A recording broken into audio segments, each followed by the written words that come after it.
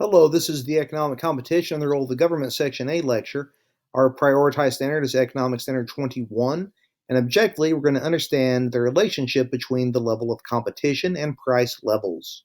The level of competition in a market or industry among consumers or the producers affects supply and demand and prices for different products. The level of competition in a market is largely determined by the number of buyers and sellers in the market, as the existence of competition in a market has an effect on prices and profits. For instance, active competition among sellers results in lower prices for consumers and lower profit levels for businesses. So, as a consumer, the more competition on the supply side, the better, because you'll have cheaper products.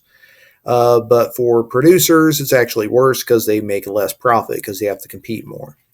Now, active competition among buyers actually results in higher prices for consumers and higher profit levels for businesses. Now, businesses love it when a lot of people want products and there's very few producers of that because, hey, higher profit levels for them.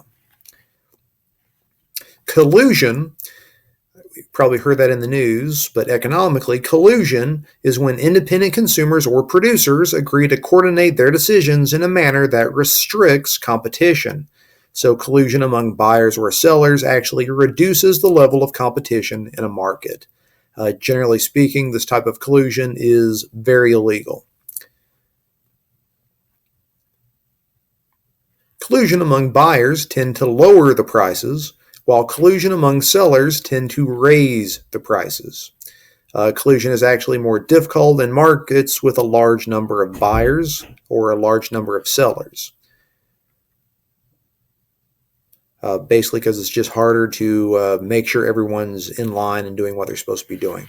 The level of competition in an industry is in the long run determined largely by how difficult and expensive it is for new firms to enter the market. When sellers in an industry compete against each other, they can actually engage in either price competition or non-price competition. So, for instance, with price competition, this involves competing with another firm based on the price of the product being sold. So, as you see here, Sam's Auto compared to Bob's Auto, they're selling the same item, but they're selling them for different prices. So they're competing against each other based on what price they're selling that item for. When we think of competition, that's usually the type of competition that we're thinking of. But there is another type of competition, which brings us to non-price competition. This involves competing with another firm based on factors that have nothing to do with the price of the product being sold. So some level, they might not even be the best price in town, but they're trying to get you to purchase their item compared to someone else's item for other reasons. Some of those ways they might compete includes things like advertising. So advertising, convincing people that they should have your product and not have the opposing business's product. Also, quality of product or service. Some people are willing to pay all kinds of money for a MacBook, less so for other things because, hey, it's higher quality. And sometimes that can include customer service. Location of business. So depending on what location your business is, in comparison to other things, might influence where people want to go. Also, ability to deliver.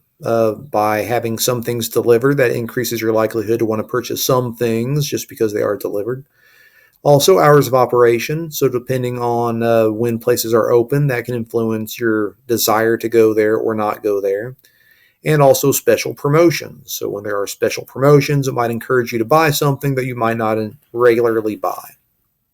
Now, non-price competition also actually contributes toward consumers gaining a brand loyalty that can make them very unresponsive to price increases. So if you have enough non-price competition, you can essentially develop an inelastic demand for an item, which is something that businesses love when that happens. Now, the forces of supply and demand work most effectively in markets with a large number of buyers and sellers, and reasonably accurate information about the market and a relatively homogeneous or identical product. But markets that do not possess these characteristics actually find the forces of supply and demand to be modified by 4 different market structures. By market structures, that means the extent to which competition prevails in particular markets, or the manner in which markets operate. So essentially, we have a spectrum of where businesses might fall on. The most competitive market structure is perfect competition. Sometimes it's called pure competition. This exists when many independent sellers provide a relatively homogeneous, meaning identical products, for sale to many independent buyers, with reasonably accurate information about products and the marketplace, and this actually operates completely under the laws of supply and demand. So I should probably point out to you that no marketplace is actually perfectly competitive. And this is actually more of an aspiration for how markets should operate. So the closer a industry is to this end of things, generally speaking, the cheaper the prices are for consumers. So this is the goal, although very few things get anywhere close to this. The closer you are to perfect competition, the more beneficial it is, again, going to be for those consumers. Additionally, the further away you get from perfect competition, the more beneficial it becomes for producers. An example of, well, there is no true example of perfect competition, but the closest example we have are going to be farm products. Because again, there are many buyers of these, many sellers of farm products. The products are mostly homogeneous. You can't tell differences between them. Depending on whose farm it is, you really don't know. Decisions about where to get your crops are mostly based on price. So this is as close as we probably have to perfect competition. A very competitive market structure, yet less competitive than perfect competition, is monopolistic competition, which exists when many sellers provide similar yet not identical products that are differentiated to some extent by non-price competition for sale to many buyers. So this is very similar to perfect competition. A couple differences. The products are not the same. They are different products. You can tell these products are not the same. You can tell they came from different places, but they are very much substitutes for each other. There's also very few barriers to entry.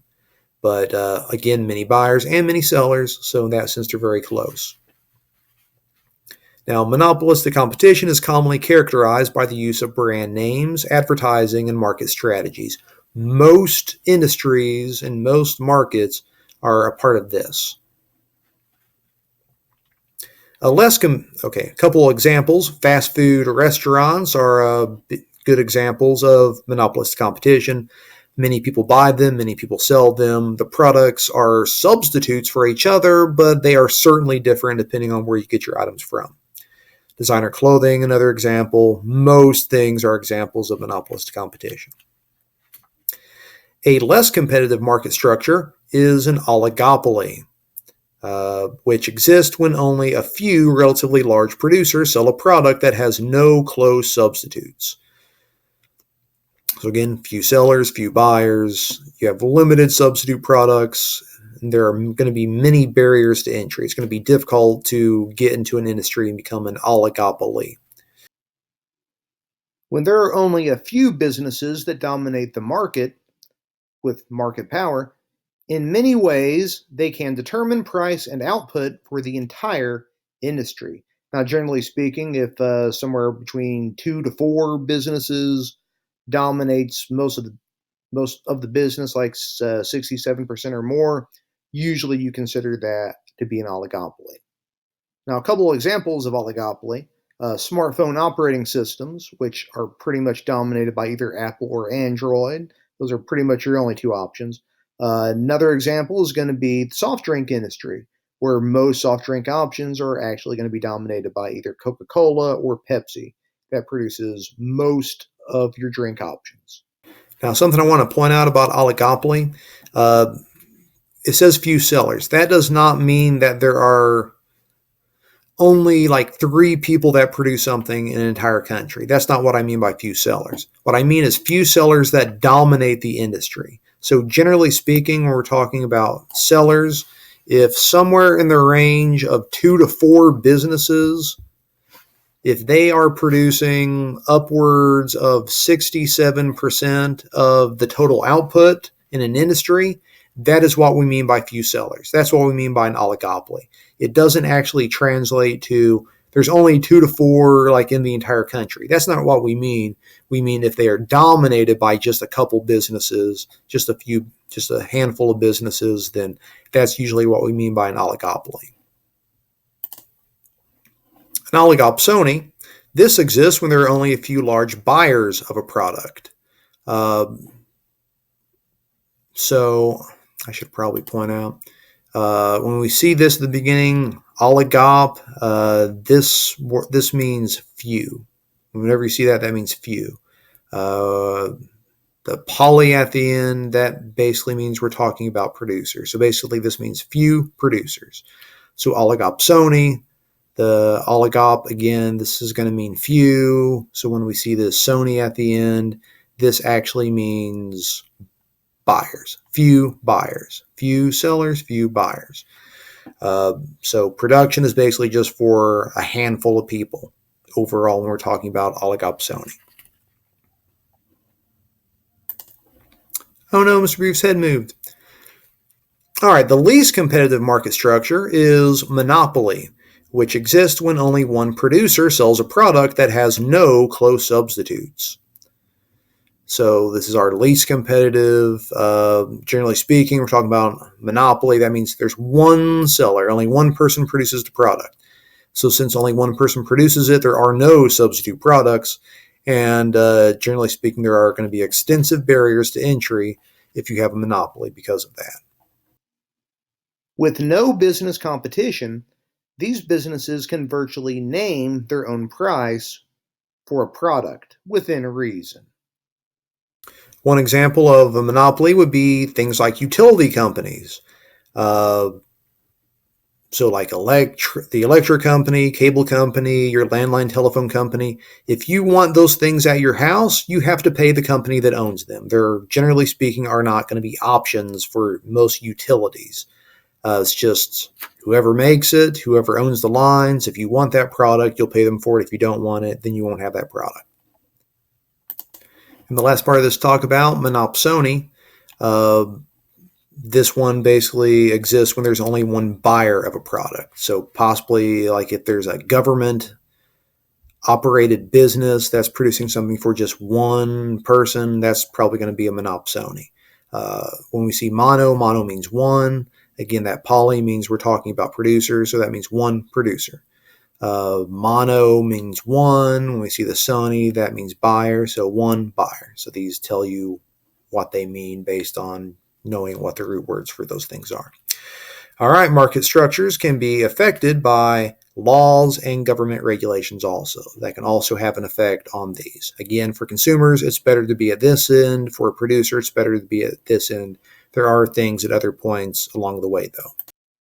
All right, that concluded Economic Competition and the Role of the Government, Section A lecture. Our prioritized center was Economic Center 21, and objectively, now you can understand the relationship between the level of competition and price levels.